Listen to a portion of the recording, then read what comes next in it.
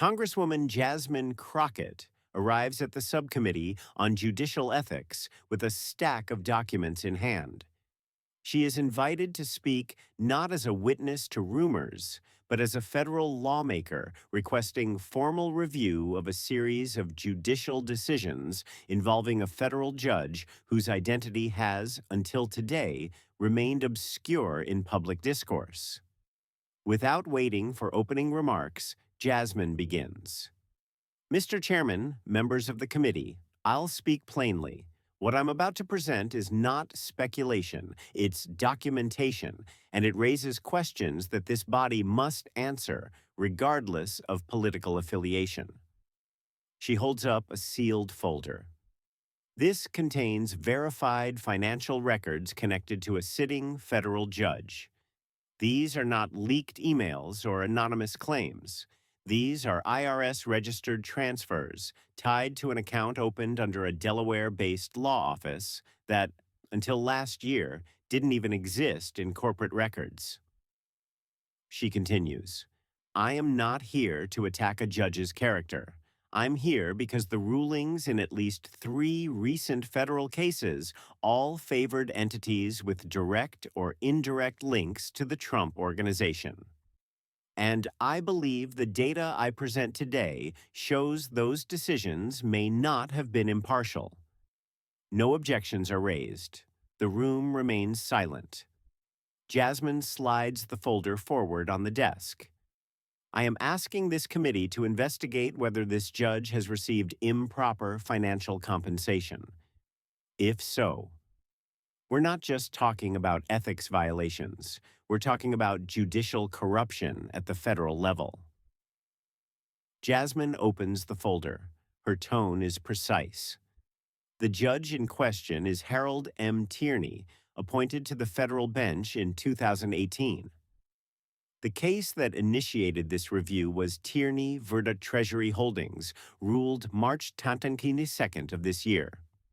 The defendant, a Trump-aligned holding company based in Nevada, won summary dismissal despite 3 active conflict markers. She pauses for 1 second.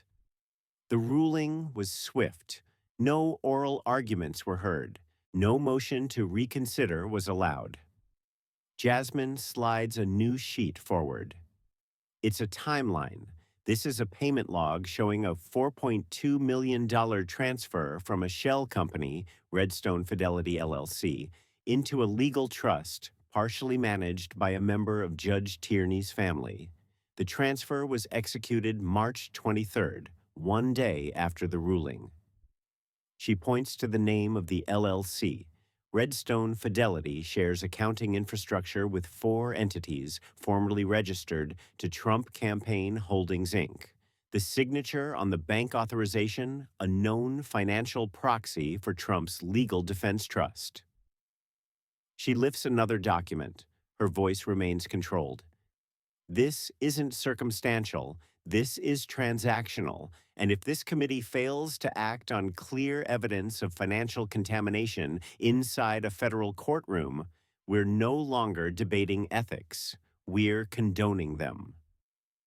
She lowers the document. 1 line at a time, the picture is forming.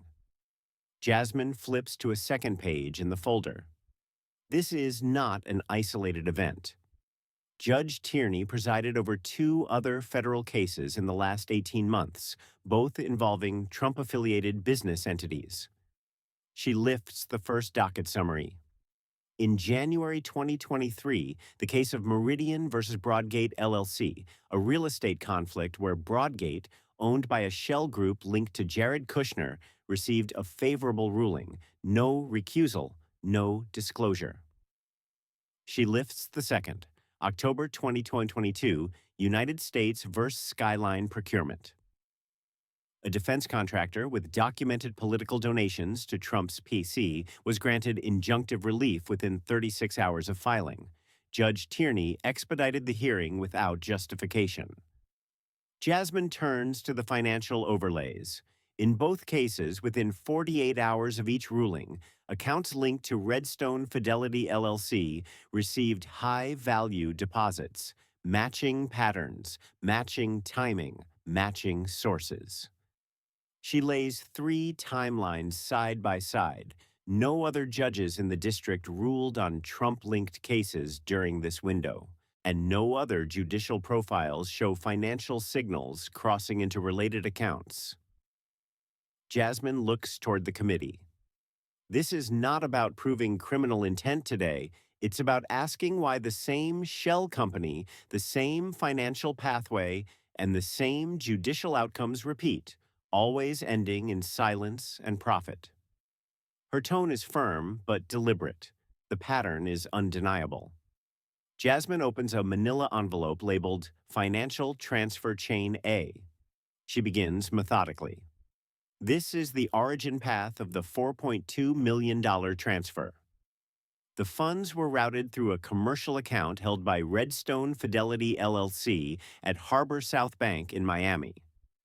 That account was opened March 3rd, 19 days before the ruling.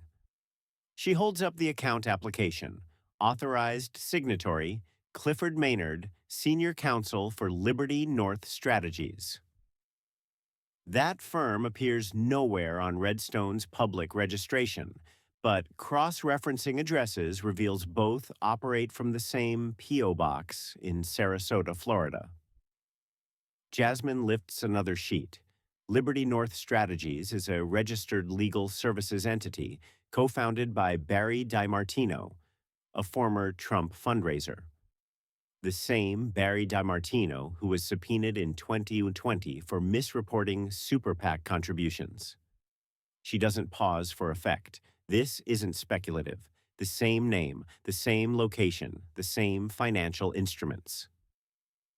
Jasmine lays out the routing details.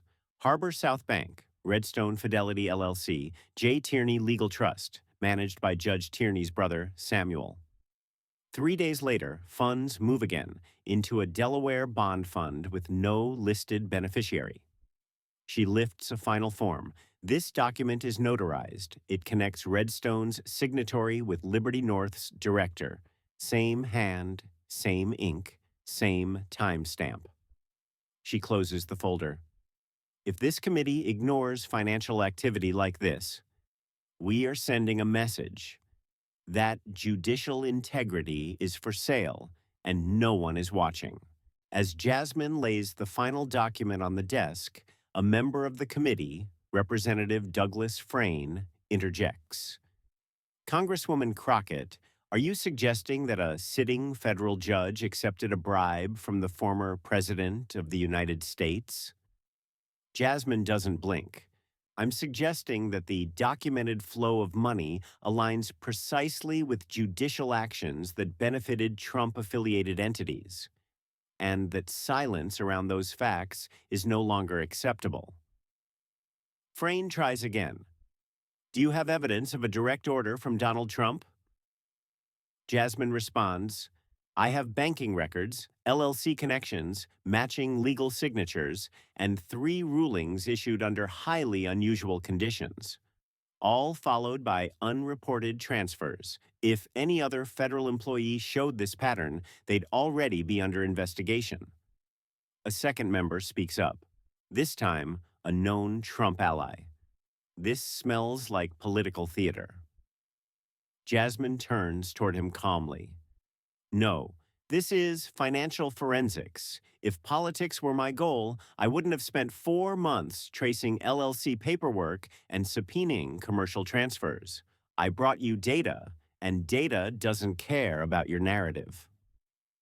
She opens another folder labeled Redstone 2021-2024.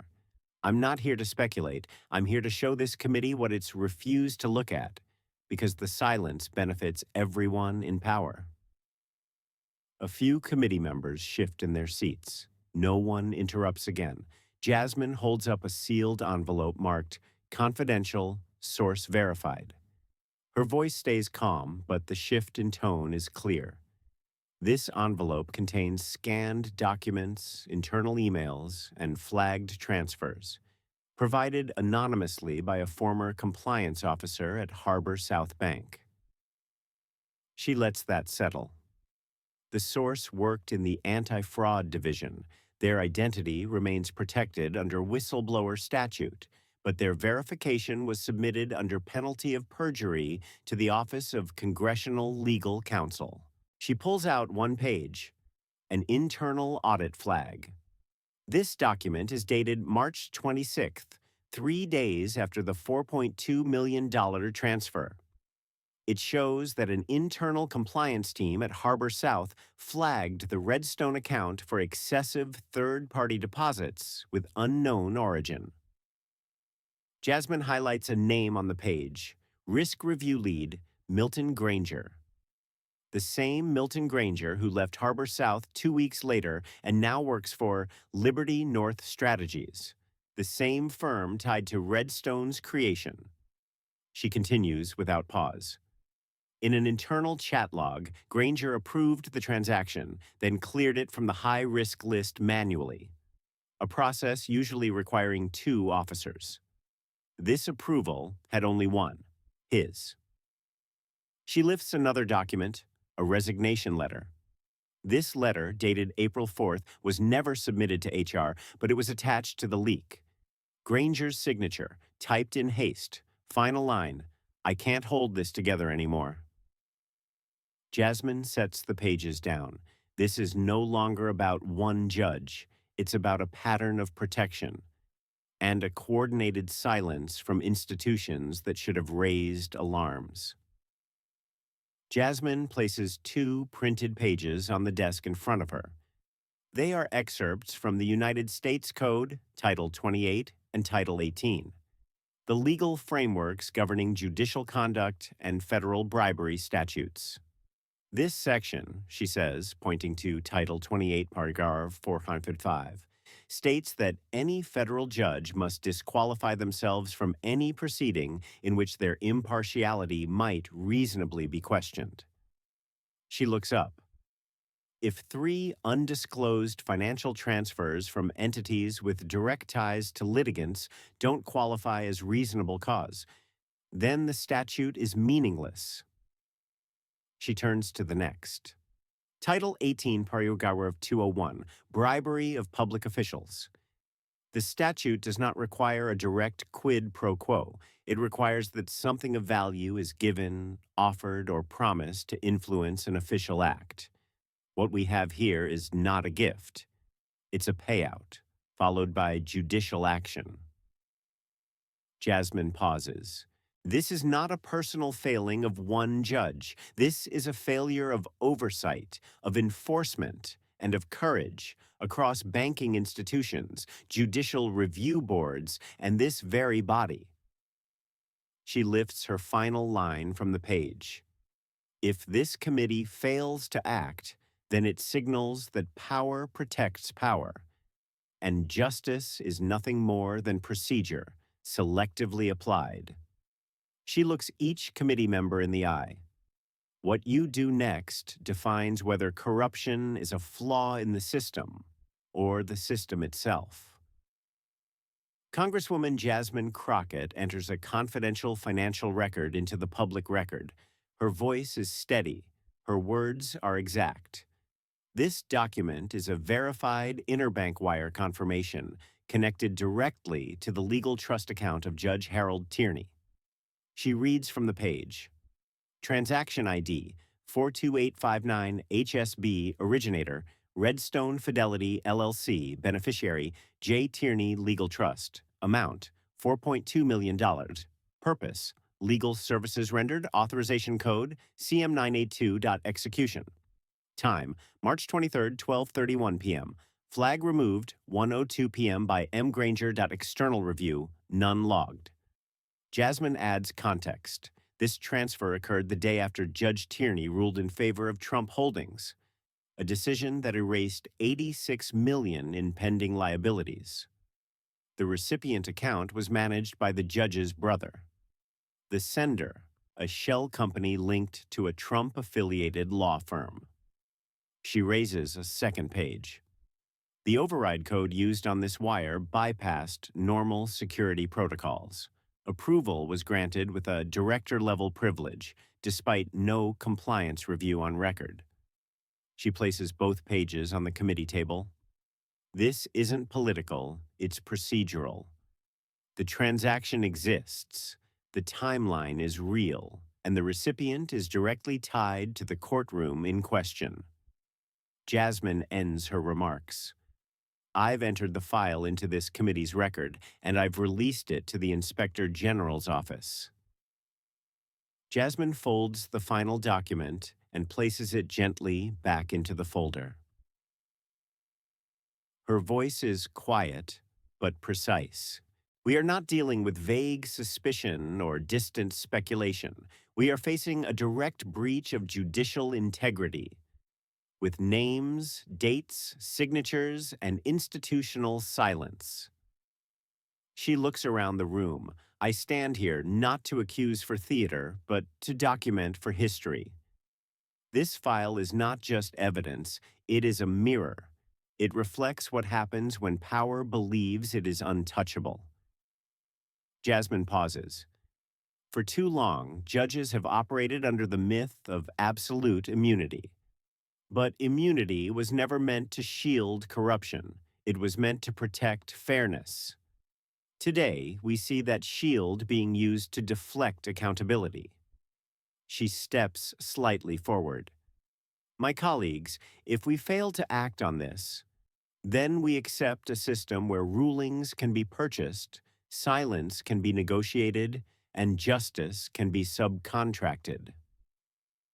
She opens her notepad and reads one final line, the one that echoed through headlines the next morning. Power that buys justice is already guilty of destroying it. She closes her binder. This is not partisan. This is systemic. And unless this committee initiates formal investigation within 10 days, I will escalate to federal oversight and public release. Jasmine steps back from the mic. I'm not afraid of backlash. I'm afraid of silence. As Jasmine returns to her seat, the room remains silent. Several committee members avoid eye contact. Others glance nervously at the folder she left behind. The chair, visibly unsettled, clears his throat. This committee will enter Congresswoman Crockett's submission into the formal ethics record pending further review. But the moment has already left the room. Minutes after the hearing ends, media outlets begin running headlines. Breaking: Jasmine Crockett drops live evidence of judicial bribery linked to Trump. Wire transfers, legal trusts, and a 4.2 shadow network. What did the committee know? Federal judge named an explosive corruption file calls for resignation surge online. Outside the chamber, reporters gather. Microphones surround Jasmine, but she says little. My words are on the record. The documents are public. The rest is up to you. By 6 p.m., civil rights organizations release statements demanding immediate federal inquiry. That night, the Office of Judicial Conduct confirms it has received the evidence. A preliminary review is initiated. Within 24 hours, Judge Tierney is placed on temporary leave. Liberty North Strategies disables its website. Harbor South Bank issues a no comment. But the most telling sign? Multiple senators, including those aligned with Trump, refuse to answer questions on the matter. The silence speaks louder than words. The day after the hearing, Jasmine Crockett releases a short public statement. No podium, no stage, just a direct-to-camera message filmed from her congressional office. Her tone is measured, her eyes fixed. I didn't run for office to protect titles. I came here to defend the truth, even when it's inconvenient, especially when it's dangerous. She pauses. Judges are not kings. Presidents are not untouchable. And if power can buy silence, then this democracy has already been sold. Clips from her hearings circulate globally. Her 12-word final quote is repeated across networks. Power that buys justice is already guilty of destroying it. By evening, Rallies form outside federal courthouses in 5 major cities. Journalists uncover additional connections between Redstone Fidelity and other dormant legal entities. 2 whistleblowers step forward. Jasmine releases one more sentence on social media. If one file caused this much panic, imagine what's next. The video ends not with applause, but with a close-up of the original bank file, now stamped, Received, Office of the Inspector General, then fade to black.